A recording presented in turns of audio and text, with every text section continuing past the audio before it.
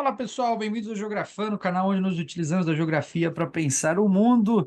No caso, hoje nos utilizamos também da estética para pensar o mundo, e esse é o tema do vídeo de hoje: geografia e estética. Na verdade, isso faz parte do próprio interesse do canal, né? As conversas que a geografia pode fazer com as diversas áreas. Eu acho que isso é muito bonito, isso que a gente tem que procurar o tempo todo na nossa ciência. Quais são as conversas possíveis, quais são as outras relações, por onde a gente pode caminhar, como isso contribui para o pensamento geográfico, né? A gente precisa se apropriar, né, das diversas ideias para a gente enriquecer o conteúdo geográfico, né? O espaço é a totalidade da sociedade. Ser uma totalidade da sociedade, ele permeia as nossas relações, né? A relação entre homem e espaço é dada pelas técnicas, certo? Entre homem e seu meio, é dada pelas técnicas. O espaço é o devir desse meio. O que isso quer dizer? O espaço é o que se constitui nessa relação do homem com o meio mediado pelas técnicas. Quer dizer, essa relação é muito ampla, né? A gente toma isso como objeto de uma relação tão ampla, porque nessa mediação com a técnica entra muita coisa. Entra as nossas formas de organização social, entre as nossas relações sociais, no sentido de organização do trabalho, entra, é, entra a estética, que é o tema que a gente vai debater aqui hoje, entra a cultura, entra toda uma dimensão. E é muito difícil, né? A geografia ela tem grande potencialidade que muitas vezes a gente não percebe, né? Porque a gente fica muito restrito a gente precisa, né, na geografia tem essa coisa, eu preciso ver o que é eminentemente espacial. Não, eu lembro de um autor que eu tenho citado aí nos últimos vídeos, né, o Cláudio Rafestani, ele falou: olha, a população vem antes do espaço. Está dizendo, olha, antes de pensar o espaço, a gente tem que pensar a população que habita esse espaço. E isso nos abre um leque de possibilidades, quer dizer, quando a gente começa a discutir um tema que não tem uma qualidade espacial eminentemente apresentada, isso não quer dizer que não possa gerar esse desdobramento, né? Todos os temas que a gente pode estudar geralmente caem em desdobramentos espaciais porque o espaço é uma categoria da sociedade. Sendo uma categoria da sociedade, quer dizer, não existe sociedade sem espaço. Então, quase tudo que permeia o espaço quase tudo que permeia a sociedade leva ao espaço, né? Porque faz parte da nossa constituição social, deixa uma marca, né? Como se tudo que existe deixasse uma representação no espaço. Daí a gente pode começar a nossa discussão. O espaço ele é uma representação. Ele é uma forma de representação. Quer dizer, no sentido de que eu viabilizo no espaço uma representação. O espaço criado ele é moldado segundo uma representação. Representação no sentido de daquilo que eu previamente idealizei e constituo materialmente. Ele representa essa prévia ideação, né? Eu tenho uma prévia ideação sobre o que eu quero produzir e essa prévia ideação é produzida nesse espaço concreto. Ele é uma representação, o que não significa que ele seja obra de arte, como nós vamos ver na sequência. Mas por que eu trago a estética aqui para a gente pensar um pouco? A estética muitas vezes é tomada como campo da filosofia que estuda as formas. E as formas são fundamentais para a geografia.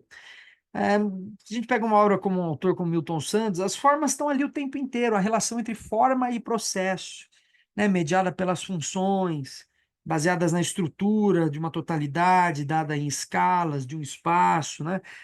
Sendo o estudo das formas, a gente tem um potencial gigantesco da estética para a geografia, né? As formas, quando a gente fala de forma espacial, geralmente a gente está se referindo aos fluxos, aos fixos, né? Quais são os fixos espaciais? A gente entende forma um pouco a partir dos contornos que os objetos tomam no espaço e da sua localização. O espaço tem uma forma, e essas formas em comunicação formam sistemas organizados segundo fluxos e fixos, não é? Então, essas formas do espaço que se comunicam através desses fluxos são fundamentais para a geografia. E aí cabe à estética fazer uma espécie desse estudo da forma, né? E daí a gente tem muitas contribuições da estética, desde a parte da arquitetura, por exemplo. Então, a gente pode fazer uma análise da transformação arquitetônica da cidade, dos projetos arquitetônicos, das formas que a cidade vai tomando, né? Eu vejo uma proximidade muito grande, ela pode ser estendida para muitas outras áreas, mas principalmente com a geografia urbana, né? A geografia urbana ela tem uma questão estética nessa questão das formas muito interessante. É, então, por exemplo, quando a gente pega o desenho das ruas, o tamanho das ruas, né, o delineado, as formas de representação desse espaço a partir de uma estética que se apresenta nas formas arquitetônicas, tudo isso é um objeto muito importante para a geografia. A arquitetura ela pode, por exemplo, revelar formas de dominação, né? Pode revelar formas de dominação, formas de produção de diferentes espaços, né? De modo que a estética tem uma contribuição valiosíssima. E além dessa contribuição, é muito interessante entender a estética. A estética é um campo extremamente crítico, né? Hoje existe uma estética muito crítica, né? A gente pega lá o Lukács, tem a estética do Lukács, tem todo um estudo estético do Adorno, do Marcuse, né? Então a estética ela tem um fundamento crítico, mas a gente já chega nele. Antes eu quero discutir com vocês um fundamento estético importante, que é a contemplação. Há na geografia esse sentido de falta de contemplação algumas vezes. A nossa ciência se tornou crítica e parece que a necessidade crítica dela gerou uma necessidade de descartar um pouco essa atividade contemplativa, deixar um pouco de lado essa contemplação. Então é preciso resgatar essa contemplação da geografia, essa contemplação que se dá na forma da fruição, o fruir, né? Quer dizer, a forma como observar me impacta, né? Como os objetos se comunicam algo comigo, né? Então, muitas vezes a gente traz essa teoria crítica de uma maneira tão pesada que a revolução ela é marcada por esse ideal, né? De uma necessidade de negação do prazer. E isso não é verdade. O prazer é uma das coisas mais revoltosas que se existe, não é? Em algumas situações, ter o prazer é uma das maiores revoluções que pode existir. Então, o prazer ele não pode ser descartado como fundamento, como via de consolidação da revolução, da teoria crítica. E a geografia ela precisa desenvolver também essas formas de contemplação, né, do estudo contemplativo e crítico também, né? Então, é necessário um pouco desse resgate, do encantamento com o conteúdo geográfico, para além da, da, do desencantamento, né? Esse par dialético é importante para o desenvolvimento da nossa ciência. É preciso se encantar no desencantamento, né? Há um desencantamento e eu preciso mobilizar esse desencantamento a partir também de formas de se encantar com a realidade, né? Com os estudos da arquitetura, com os estudos de relevo, né? É incrível como uma coisa tão bonita, tão poética, né? Que a gente tem na geomorfologia, de observar, né? As formas do relevo e como essas formas, na verdade, são constituídas ao longo de milhões de anos, como tudo aquilo ali cria um sistema muito peculiar, fauna, flora, solo, clima, relevo, há toda uma beleza, uma poética dada nessa observação que muitas vezes a gente deixa escapar para assumir um conteúdo técnico, né? Da mesma forma, a própria geografia humana também há uma beleza muito grande nesse estudo, nos estudos culturais, na forma. Isso pode ser um alavancamento para a gente pensar questões críticas também, né? Então a gente não pode descartar essa fruição como um elemento importante. Essa fruição se dá muito também na geografia, no conceito de paisagem, né? Lembra lá o Milton Santos dizia que paisagem é tudo que se vê, né? Tudo que eu vejo, e ele expande essa noção para os meus sentidos. Tudo que eu vejo, tudo que eu toco, tudo que eu respiro, dos meus gostos. Então, a paisagem tem um sentido de fruição estética muito interessante, que vai levar, inclusive, a outros autores, né? Paulo César Costa Gomes, por exemplo, a escrever lá quadros geográficos, né? Que tem esse princípio estético, o quadro, né? A observação do quadro, as pinturas, né? A obra de arte como esse elemento de observar o espaço, essa fruição que comunica essa geografia de uma maneira muito interessante, né? Então, a paisagem também tem uma relação muito grande com a estética. Bom, então a estética é um elemento aí que a gente pode usar para falar de muita coisa. Há autores críticos hoje fazendo um trabalho excelente. Byung-Chul Han é um exemplo que eu trago muito para a gente aqui no canal. Ele é professor de estética, né? Quer dizer, a estética, né, como forma de contemplação, ela revela certos sintomas, né, no desencantamento do mundo, na perda de sentido da arte, é, na, enfim, é, em alguns sintomas que vão surgindo, muito mobilizados pelas novas formas, de novas técnicas da informação, que muitas vezes vão nos levando a um outro sentido de encantamento, ou uma perda de encantamento, uma perda desse sentido estético, né? Muito importante, então, a gente recuperar a estética. E acredito que outra contribuição muito interessante seja a arte contemporânea, né? O Agamben, ele vai definir o contemporâneo, né? Ele tem, acredito que o nome do livro seja Ensaios sobre a Contemporaneidade, algo assim, né? Ensaios sobre o contemporâneo, algo desse sentido. É um livro onde ele vai definir o contemporâneo como aquilo que é externo. Ser contemporâneo é viver fora de seu tempo. Afinal de contas, só posso observar o meu tempo, o meu espaço, se de fora dele. Se eu estou incluído nesse meio, eu não enxergo. Daí a contemporaneidade tem uma marca muito grande com a loucura. Né? O louco é aquele que ele se verticaliza na horizontalidade. Quer dizer, ele sai da horizontalidade, do cotidiano. Há uma espécie de loucura como método que é interessante aqui, né? A loucura como um princípio metodológico, né? A loucura como um princípio de escapar do banal, né? A loucura como essa saída da horizontalidade, do cotidiano. Então, a arte contemporânea, ela tem uma relação muito grande com a própria noção de crítica, né? O crítico ele precisa observar essas estruturas sociais de fora. É muito importante que, como geógrafos, a gente também tenha a capacidade de produzir artisticamente, né? A gente tem que escrever seguindo esse padrão de arte contemporânea, né? Porque essa arte contemporânea ela é uma forma de vida. É uma forma de vida baseada justamente nisso, nesse princípio da quebra dessa horizontalidade. Então, escrever, né, precisa pressupor essa quebra de horizontalidade, né? O técnico, né? É importante o conteúdo técnico, mas também é muito importante o conteúdo dessa contemporaneidade. A contemporaneidade ela é típica de todos os tempos. Desde que o homem existe, existe contemporaneidade, que é marcada pelo homem que está vendo de fora. Então, essa capacidade, esse dom de enxergar de fora, e por isso a arte contemporânea é muito incompreendida, né? Como algo estranho, porque demanda essa possibilidade de se colocar numa posição de enxergar de fora. E a gente, como cientista, precisa adotar essa contemporaneidade. O verdadeiro intelectual ele é contemporâneo de seu tempo, porque ele precisa enxergar esse tempo de uma forma distante. A melhor forma de eu enxergar meu próprio tempo de uma forma distante, o que é muito difícil, é ser contemporâneo do meu tempo.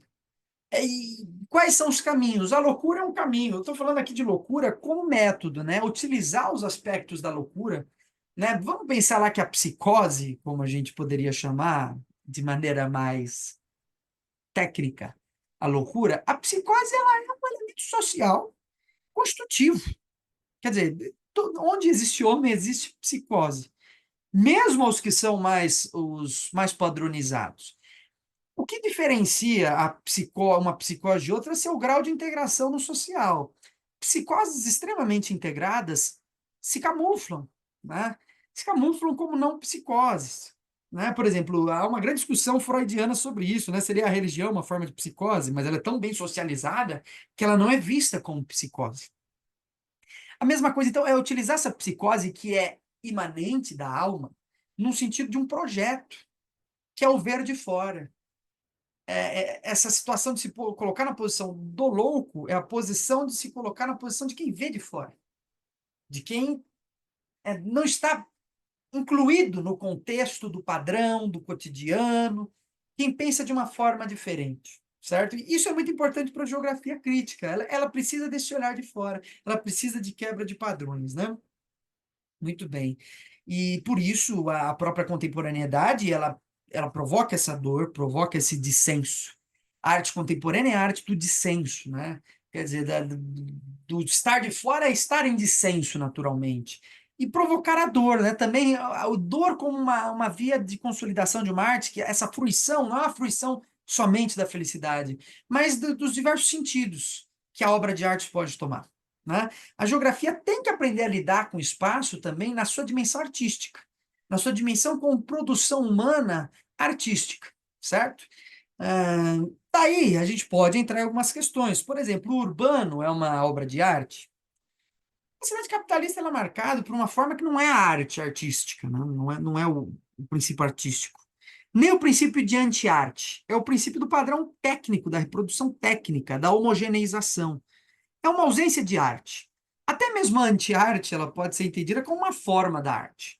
Mas a cidade capitalista moderna, ela não expressaria nem um padrão artístico nem antiartístico.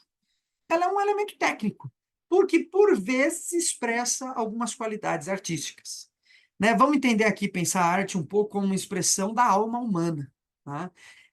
Se tornar exposto, tornar nu essa expressão humana, né? Trazer do interno para provocar o dissenso, para provocar. A arte ela não pode, por exemplo, ser elemento de valor de troca, ela tem um valor de uso, não é? Quer dizer, a arte ela não é mercadoria. Daí que a nossa cidade, sendo mercadoria, não é arte. A arte ela tem valor de uso, valor contemplativo, valor de fruição, mas não valor de troca. Ela não é mercantilizada. A mercadoria é coisa, não arte. A arte não pode ser coisa, não é? Porque ela precisa desse elemento do fruir. A cidade, como se consolida hoje, a despeito de muitas teorias urbanísticas que chamam a atenção para o fato de que a cidade é uma obra de arte, bom, em muitos aspectos, a gente não pode negar o fato de que a cidade se produz a partir de uma expressão artística, né? Mas são expressões artísticas que são altamente coisificadas. Mesmo quando a gente tem um grande artista que coloca um elemento no urbano, isso é coisificado, isso é apropriado pela lógica de produção de capital. É diferente, então, a gente pode fazer um paralelo, traçando da cidade antiga para a cidade moderna, o fato de que a cidade antiga, sendo valor de uso, ela era marcada pela expressão artística. Enquanto a cidade contemporânea, ela é marcada pelas formas, primeiro, as formas de anti-arte, ou seja, de negação das formas hegemônicas, né? Da negação da estética como técnica de produção, né? Essa anti-arte, para muitos, também é a própria arte, ou seja, você fazer um movimento artístico contra-hegemônico pode ser considerado aqui uma forma artística, né? A nossa cidade é muito marcada mais pela anti-arte do que pela arte. Pela anti-arte, por exemplo, o grafite, né? As formas de ocupação, né, as formas de ocupação artística ou anti-artísticas da cidade. Justamente porque ela é coisificada, e essa anti-arte representa uma forma de resistência desse urbano coisificado. Então, a cidade, ela tem um tom artístico no seu desenho, muitas vezes, em alguns monumentos, mas fato é que ela, mesmo tudo isso que é produzido por sentido artístico, é monopolizado segundo uma lógica produtiva. Daí a cidade perde essa sensação de obra de arte. E muito bem, né? A gente pode terminar aqui com esse comentário rápido sobre algumas questões estéticas que importam para a geografia, comentando um pouco sobre globalização. Essa globalização é a própria negação da arte, porque ela é a padronização. A arte não é padronizada. A arte não pressupõe linha de produção, não é? E o que a gente observa hoje no espaço urbano é essa produção artística de uma cidade extremamente homogênea do ponto de vista das cidades globais, por exemplo. São os prédios espelhados, né? São os arranha-céus. Esse é o modelo de ocupação da cidade, né? De modo que, como eu disse, geralmente a anti-arte cumpre o papel de trazer um pouco esse sentido artístico para a cidade. Então, essa globalização, ela pode ser entendida, sendo vista como o inferno do outro, né? O inferno do outro, não, perdão, o inferno do mesmo, né? É o mesmo em todo lugar, é o espelhamento. O fim da obra de arte é o fim da expressão individual, do espírito individual. O fim da obra de arte é o fim do sujeito, é o fim do espírito, justamente porque pressupõe a padronização do mundo. E isso a gente vê em todos os nossos aspectos do consumo, as roupas que nós utilizamos, as marcas que nós consumimos, até a cidade, o nosso padrão arquitetônico padronizado, né? O padrão que é extremamente utilitarista, voltado à produção. A gente vive no cotidiano, esse inferno do mesmo, ele é importante para a reprodução do modo de produção capitalista, porque o capitalismo precisa de uma padronização produtiva, é isso que garante uma eficácia produtiva, é isso que garante uma objetividade produtiva. Né? Então, aí a gente entra na questão final aqui, né? Viver de forma estética, principalmente viver segundo essa arte contemporânea, é o mesmo que negar padrões, é o mesmo que observar de fora, é o mesmo do que está na base da teoria crítica, certo? A teoria crítica, ela pressupõe esse desequilíbrio, né? Esse desequilíbrio porque enquanto tudo está reproduzindo as formas técnicas de dominação, a teoria crítica ela quer observar para quebrar esse padrão, né? Para quebrar o mesmo, para se transformar em outra coisa. Por isso, aqui entra essa questão de como o intelectual ele tem que assumir essa arte contemporânea como modelo de vida, e como a geografia, quando assume esse princípio contemporâneo, ela é capaz de ver de fora, capaz de contemplar, mas além de contemplar, fruir com o mundo, se deixar sentir pelo espaço que ela ocupa, tanto os seus lados contemplativos, que dizem respeito ao maravilhamento com o mundo, quanto os seus lados negativos, né? Tanto pela positividade quanto pela negatividade. Observar o espaço que me cerca mantém, né, nesse par dialético positivo-negativo, a possibilidade de eu construir uma observação, uma análise muito mais satisfatória. Então, alguns pressupostos aqui para a gente pensar como geografia e estética vão muito mais longe que isso, certo? Muito mais longe. Mas algumas aproximações que a gente pode pensar aqui, para a gente pensar como a geografia também tem muita relação com a estética, com a arte, e como isso a gente deveria recuperar mais, fazer uma discussão estética mais interessante para a geografia. É isso, pessoal. Deixem aí suas impressões, seus comentários, curtam o vídeo, não deixem de compartilhar e até uma próxima.